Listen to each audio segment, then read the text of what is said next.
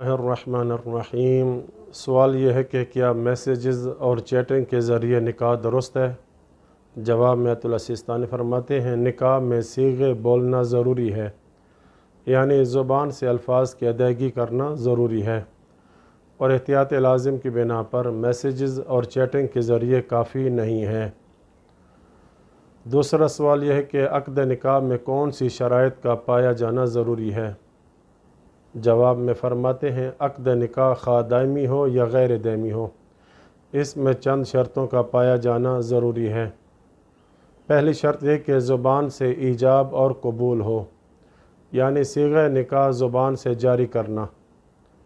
دوسری شرط یہ کہ صیغہ پڑھنے والا قصد انشاء کرے، یعنی مرد اور عورت یا ان کے وکیل جو صیغہ پڑھیں اس صیغے سے ان کا قصد یہ ہو کہ وہ اس صیغہ کے مفہوم کو ایجاد کر رہے ہیں، اور یہ چیز تب بھی ممکن ہے جب اسے نکاح کے صیغے زوجتو یا اس کے متبادل صیغوں کا معنی اجمالی طور پر معلوم ہو۔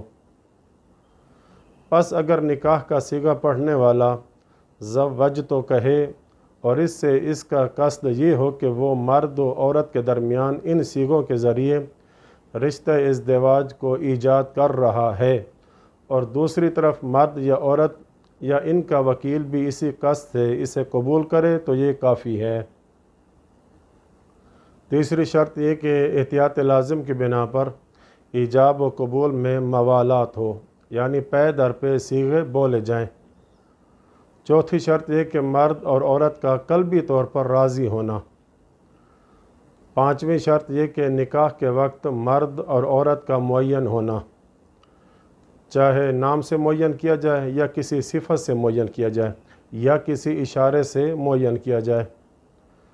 چھٹی اور آخری شرط یہ کہ تنجیز، یعنی نکاح مستقبل میں رونما ہونے والے کسی ایسے امر پر موقوف نہ ہو جس کا وقوع پذیر ہونا یقینی طور پر معلوم ہو، یا اس کا وقوع پذیر ہونا متوقع ہو، ورنہ نکاح باطل ہے۔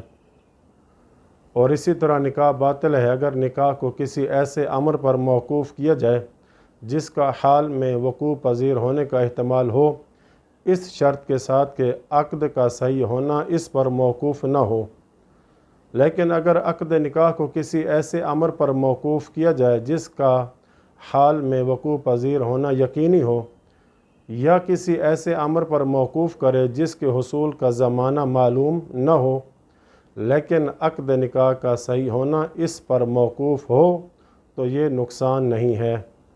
جیسا کہ عورت جانتی ہے کہ آج روز جمعہ ہے اور روز جمعہ کہے انکحتک نفسی ان کان الیوم یوم الجمعۃ، یا کہے انکحتک نفسی اذا لم اکن اختک، تو نکاح یہ درست ہے۔ تو یہ 6 شروط ہیں، اگر یہ سب ایک ساتھ پائی جائیں تو نکاح درست ہوگا۔